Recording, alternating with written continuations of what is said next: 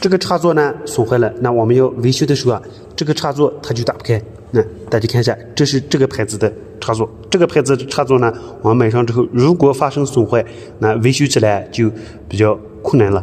我们来看一下这个插座，那这个插座它的螺丝是这种螺丝，没有专用的螺丝我们根本打不开。那我们用平口的螺丝呢，把这个放在这个上呢去打的时候，平口的螺丝刀根本打不开。那它是日型螺丝刀，我们普遍使用的螺丝刀就是平口螺丝刀，还有呢我们的梅花螺丝刀，因为这两种螺丝刀呢根本打不开。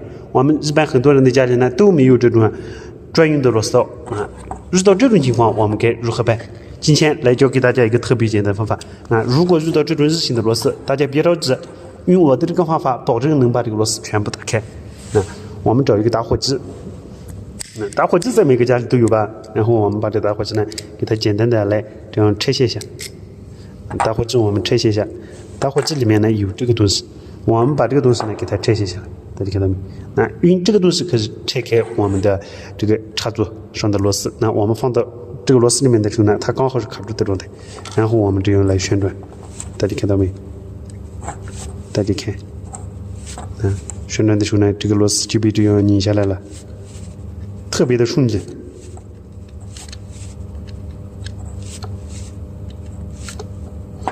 那这个螺丝呢已经被拧松下来了，然后我们直接拆卸下来。为什么用打火机能拆卸下来这个螺丝？大家看，它这个部位呢中间是一个卡槽，然后我们去拧这个螺丝的时候，它刚好是这样卡住的状态。大家看，它刚好是卡住的状态。可以把这个螺丝拆卸下来吧？怎么样？刚好是卡住的状态，大家看一下，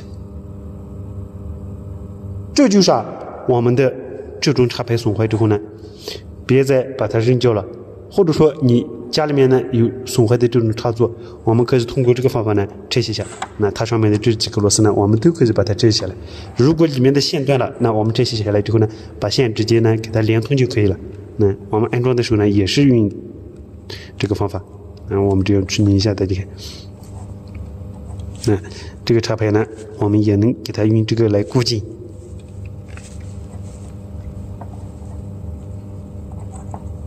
好了，那这个螺丝呢已经被拧紧了，非常不错的方法分享给大家，希望对大家有所帮助。